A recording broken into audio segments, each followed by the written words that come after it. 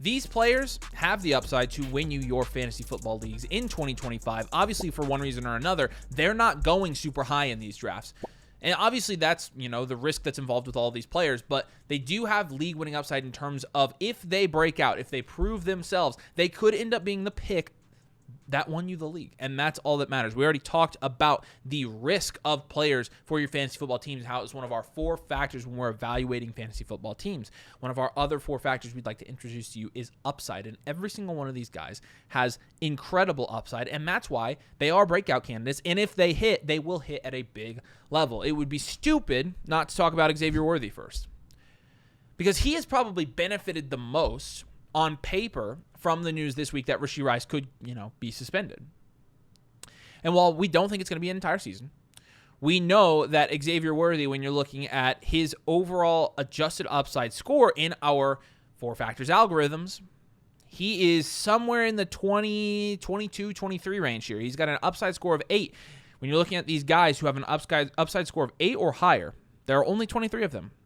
So really, he is one of the highest upside picks in fantasy football. And right now he's going, I think, pretty consistently in like the 4th or 5th round. And really, there is inherent risk with drafting every single one of these guys. We talk about risk a lot, but the upside here with Xavier Worthy, I think, is pretty obvious, right? He first of all, the type of player that Xavier Worthy is, he is a field stretching guy. He is a very dangerous with his speed. He's maybe the fastest guy in the NFL right now. Obviously, you saw that at the NFL Combine 2 years ago. And when you're looking at what he was able to do last year, not only was he able to capitalize from a red zone standpoint and from a big play standpoint, but in weeks 15 through 17 in particular, he had 11, 11, and 9 targets. So he had the high volume to go with the big play ability, and that is an absolutely lethal combination. In weeks 15 through 17 last year, just that time span, he was 11th in PPR points. He was the wide receiver 11 over that time. Since he was a wide receiver 1 in the playoffs last year, he was a league winner. And you're looking at some of that. He was 11th in targets. He was 12th in receptions during that time. And so the volume, what it was the uptick in volume that took Xavier Worthy from a little bit more boom or bust. Hey, you saw it in the first game of the season. He had multiple touchdowns on very few touches. Or, there were times last year, and you can see this in his game log, where he had, in week 9, he played 68% of snaps. He had -1 points. His floor is quite literally 0. But the breakout for Xavier Worthy would be the consistent target volume. And either there are multiple ways for this to happen. If Rashee Rice is suspended, he could, get that volume and then never give it back. He could get that volume, Rashee Rice could come back, and Rashee Rice might not return to form. That's very possible, guys. And so Xavier Worthy, if anything happens where Rashee Rice doesn't return scheduled to play in like the wide receiver 1 in Kansas City's offense, Xavier Worthy is going to be the guy to benefit. And so if he does do what he did in weeks 15 through 17 last year, he could end up winning your fantasy league. And because of that, I think in, most formats on most platforms, he's a good upside pick and a good shot to take. I think one of the highest upside picks that you really can take given their situation and just their talent profile is going to be Marvin Harrison Jr. And you don't have to look any further than last season when Marv was going literally at the tail end of the first round in fantasy drafts. We were out on Marv at price in that range. This year, I think it's a little more reasonable to take him at price, and this is where I think he should have been priced last season.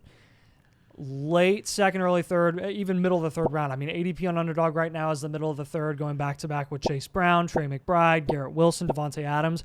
Wilson's playing in a bum offense, and Devontae Adams is technically the wide receiver 2 in his own offense. So you're looking at Marv there. Compared to those guys, he does have significantly more upside when you're looking at the players in that range. T. Higgins is going ahead of him right now, the wide receiver 2 in his own offense. JSN in a worse offense. Terry McLaurin, who finished as a wide receiver 1 in total points last season, but actually only had 117 targets and 13 touchdowns, which is like double of what he usually gets. So how reliable is that going to be this season? I don't really know.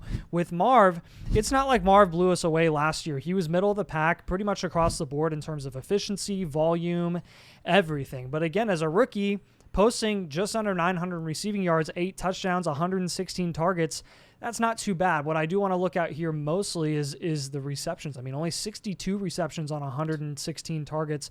Going to be bottom of the league in terms of catchable target rating.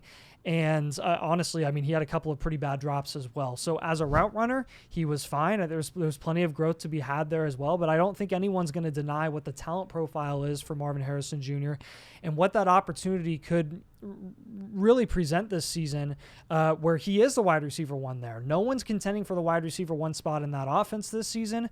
Trey McBride obviously is going to be a little bit of I guess a discount in terms of that's partially why Marv is going to be going lower, is because McBride exceeded expectations last year.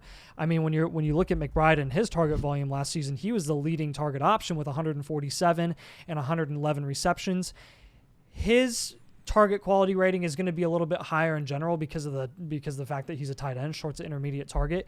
Marv's going to be more of your stereotypical X. He's going to get a lot more shots downfield, a lot more big playability. Upside, right? So when you're looking at Marv this season, I do think that Kyler Murray and Marv and their connection is going to be a lot more consistent this year. I think it's going to look better. I think you're going to see steps up from both Kyler and Marv, but mainly Marv, to be honest. And I think schematically and offensively, they heavily invested in Marv to be the lead option there. And I think they're going to put a lot of pressure on Kyler to get the ball to him more consistently than he did last year. One guy that we said last year, he was actually like my most drafted player last year, and I went to bat for him on multiple videos, was Josh Downs of the Colts. And, I think people kind of looked at this and they're like, the Colts ended up sucking, so you probably better stop talking about your Colts and calling shots at them. Yeah. My shot called on Josh Downs last year hit. There's no other way around it. I missed on plenty of takes, and believe me, I'm not just victory lapping here. But the consensus, because of how bad the Colts were, was kind of like, yeah, the Colts, kind of miss on the Colts. But Josh Downs averaged 13 points per game last year in PPR leagues, 28th in the league. He was a wide receiver 3 in points per game last year. He played 14 games. He played most of the season. When you're looking at his route running, 90th percentile versus man, 92nd versus zone, 82nd versus press, elite numbers. He's an elite route runner. And he's playing with Anthony Richardson last year and Joe Flacco. Very, very, very, very bad situation. Not to mention, let's go ahead and compare him against some other guys that people like to talk about as really high upside flex guys. Let's compare him to Xavier Worthy, Zay Flowers, and Jalen Waddle. All guys who have more name value than Josh Downs and typically go higher. But when you're looking at the entire 2024 season, all 4 of these guys pitted against each other. Points per game, Josh Downs. Wide receiver finish last year, Josh Downs. Targets, Josh Downs. Target share, Josh Downs. Receptions, Josh Downs. Receiving touchdowns, Josh Downs. And so, while he won 1, 2, 3, 4, 5, 6 of those categories, Worthy won none, Flowers won 3, and Waddle won 2. Across the board, analytically, and from a scoring perspective, and from an opportunity perspective, Josh Downs was better than all 3 of those guys. And when you're looking at where those guys are already projected to go in these drafts, right now, Josh Downs is, it really just depends depends on the draft. He went in the 9th in this mock draft, for example, though. And so let's look for the other guys here. Zay Flowers went in the 5th, right? Okay. We obviously there's a pretty big discrepancy there. Jalen Waddle went in the 7th ahead of him, okay? And Worthy, we already talked about, went in the 4th. So Josh Downs is going significantly lower than all 3 of those guys. He actually outperformed last year. And last time I checked, Josh Downs was in a worse situation than Worthy, a worse situation than Flowers, and a worse situation than Waddle. Waddle, you could maybe say it was close, but even having 2.5 of the year was better than having Anthony Richardson for a full year. And so Josh Downs in a worse situation, outproducing these guys, better analytics than these guys, better route running than these guys, and he's ranked lower. I don't understand. And really what we're looking at, again, is what Daniel Jones was able to do with Malik Nabers in terms of getting the ball to his easy target, route-winning guys. If Daniel Jones, this is a caveat to this, if Anthony Richardson's the quarterback, I think his ceiling is capped. But I think wide receiver 2 Josh Downs is coming if you got Daniel Jones there. I really do. And the data is there to support it. The points per game was already there. The foundation, again, he led those guys in receiving touchdowns, but it's still only 37th in the league, right? He only had 5 touchdowns last year. So it's not like we're looking at some regression there either.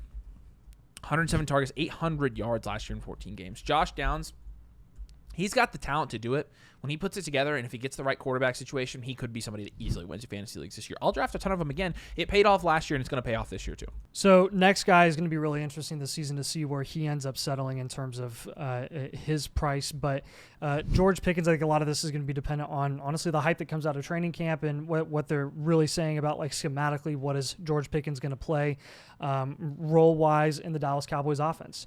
And right now he's being priced as a wide receiver 28 on Underdog. He's right around the same range that Avery was just comping with Josh Downs, but Zay Flowers is in that range. Jamison Williams, Devonta Smith, Cortland Sutton, Jalen Waddle also in that range, Calvin Ridley.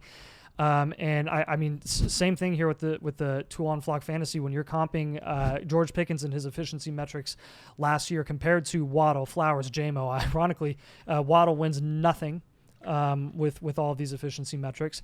Zay Flowers had the best reception rate and yards per route run. Jamison Williams had the best total receiving yards per game, receiving touchdowns, yards per target, does not shock me, and total routes. George Pickens ran less routes, but the Steelers also passed the ball way less. I mean, they were one of the bottom in the league in terms of, like, how many times they were throwing the ball. That's what happens when I don't even remember who was passing the ball last year, Russell Wilson and Justin Fields. George Pickens last year had 81% snap share, so he was consistently on the field even when he wasn't running routes. He was on there for the pass game and the run game. Targets, he averaged 7.36 targets per game in an offense that threw the ball 499 times total last season, completing like 321 of those. So again, very, very low. The Cowboys passing attempts last season, 637. That is almost 140 pass attempts more than the Steelers attempted last year. And yes, you're factoring in CeeDee Lamb now in an offense where he's going to target, or he's going to command a ton of target volume. And George Pickens last year was actually the lead guy there. No one else was contending for targets there. So you go from being a wide receiver 1 technically in an offense that passes the ball less to a wide receiver 2 in an offense that passes the ball significantly more. And I will tell you guys, I will take a wide receiver 2 in an offense that is one of the better passing offenses in the league in terms of overall volume than an offense that just straight up sucks. I'd rather take T. Higgins as a wide receiver 2 in an offense than the wide receiver 1 in Zay Flowers in an offense that isn't going to pass the ball as much. That's just the reality, right? So with George Pickens this year, I mean, even at price last season, he was going, 5th round? Mm-hmm. I mean, you go back to the Flock League, I literally said I'm disgusted with myself for taking a shot on him, and he drove me crazy all year, but I knew it wasn't his fault because I was more invested in George Pickens than I ever had been in previous seasons, and I was watching him so much, and he was wide freaking open all the gosh dang time, and they would not get him the ball because they were awful. Russell Wilson and Justin Fields were terrible, and he wasn't getting consistent target volume because the play script wouldn't have it, and the offensive scheme just wouldn't have it. Now you're in an offense where Dak Prescott's throwing the ball. Give me George Pickens at price. I mean, he's going at the same price this year as he did last season. In a situation that is light years better. His upside's higher, and honestly, his reliability, which has been pretty low because his floor is consistently low week in and week out in Pittsburgh, his reliability is going to be, in my opinion, I think it's going to be higher this season. So I'm good taking George Pickens this year. This guy is really just somebody who's going in the 9th round, and when you're talking about drafting him, I mean, this is a guy who can put 30 down in your flex spot any given week. And you know, he's still in a situation, Jaden Reed of the Packers is still in a situation in a wide receiver room where, you know, I don't think Matthew Golden's any clear wide receiver 1 here. I don't know if any wide receiver 1 will ever emerge. And I don't know if Jaden Reed actually will break out, because what would breaking out look like for Jaden Reed? Maybe having over 100 targets in one season, because he only had 75 last year in 17 games. His volume was not good enough. It wasn't. And part of that is the Packers' kind of mantra of having 4 wide receiver 1s or 5 wide receiver 1s. Well, the reality is that may work for them, but it does not work for fantasy football.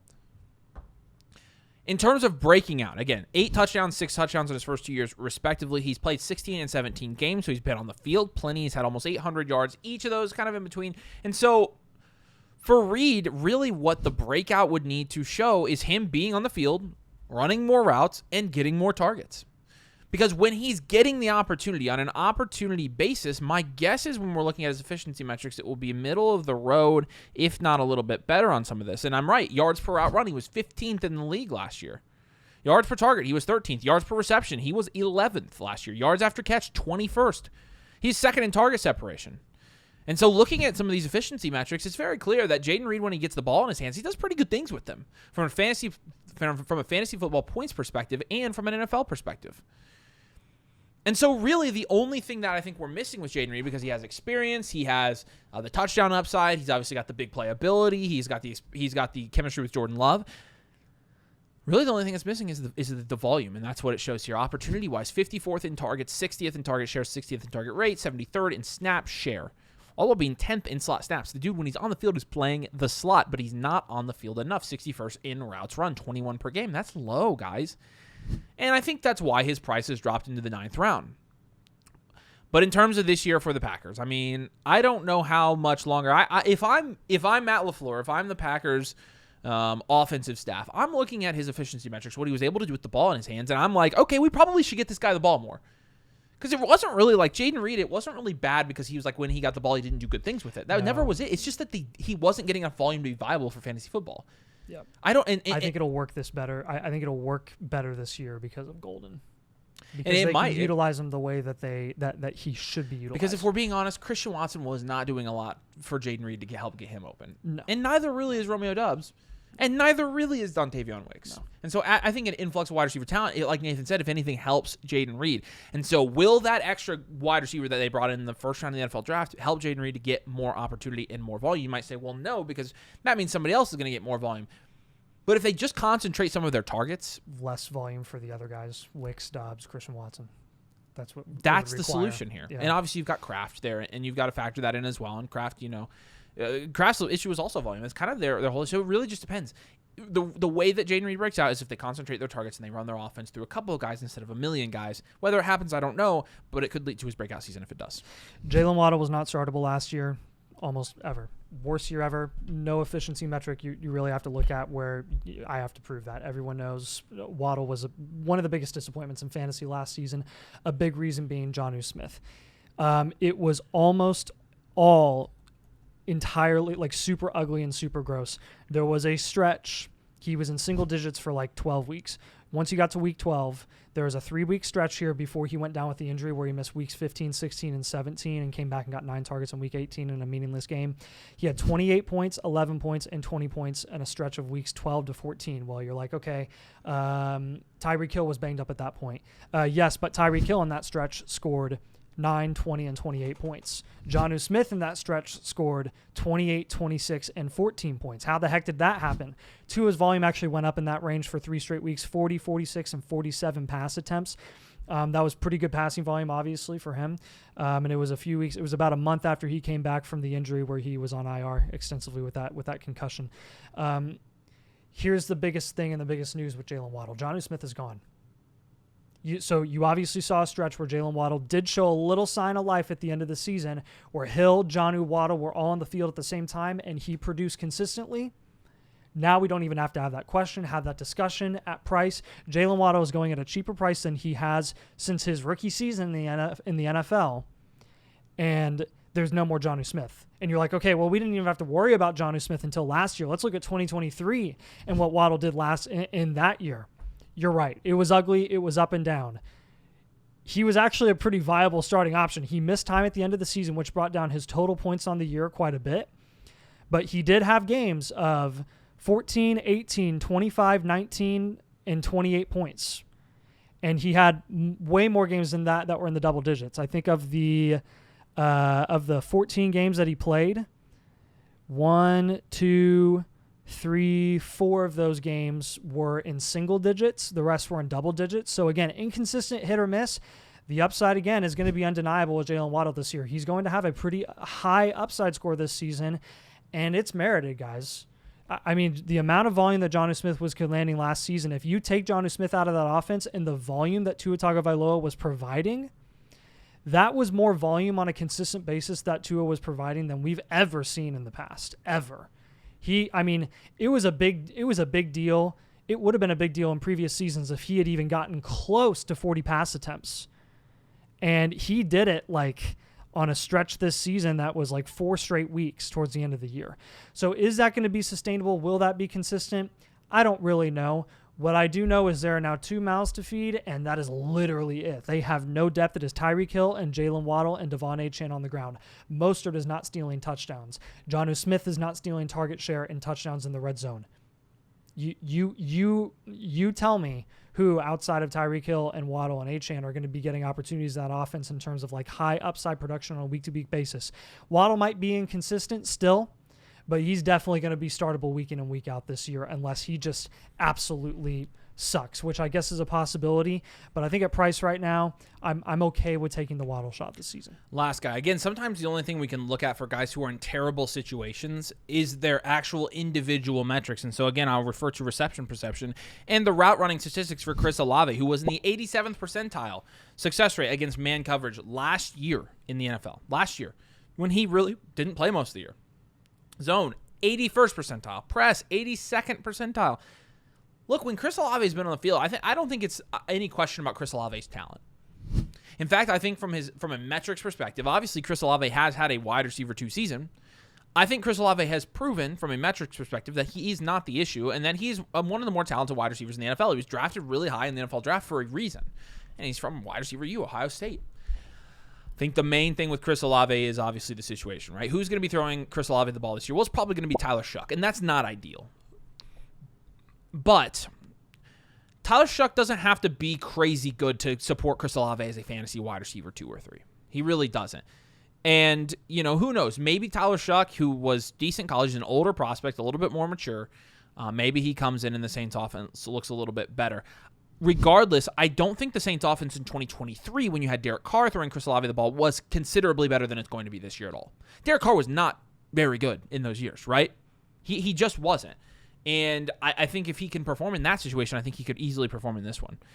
And so, they threw the ball in 2023 548 times.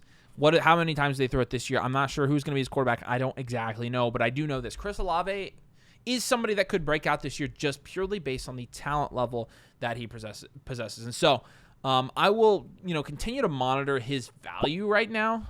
In terms of where he's being drafted in, fantasy drafts right now, I believe he's going, where is he going? Jeez. 6th round. He's going around the 6th round, early 6th into the 6th or 7th round. I don't know, where's his underdog ADP? Because that's probably a little bit more accurate. Yeah, so his underdog ADP at the moment. No way it's that high. Is, no way. There it is. Okay, so it's below all these guys that we've been talking about. It's 6th round. Okay, so, that's what we're looking at right now is early 6th round for Chris Olave. I think he has a lot higher upside than a lot of these guys in this range. There are some rookies in this range I like. There's some Odunze in this range that I like. But again, I think a lot of these guys, Chris Olave could end up being a better pick. So whether he breaks out in 2025, I'm not sure. But I do know that Chris Olave, the talent is fine. It's just the Chris Olave situation allows him to do that. And so, again, make sure if you enjoy the content, the 2 things that help us out and help us build the channel, help us invest more into the graphics, the editing, things like that. If you drop a like and subscribe, again, 50K subs, we hit it this year. And anytime I get tattoos, we really don't want to. I don't know how we stumbled into this, but we're going to do it and we'll abide by our word and we'll video us doing it. But that's just our little goal for this season. So we'd appreciate it if you helped us out. But thanks guys so much for watching and we will catch you later.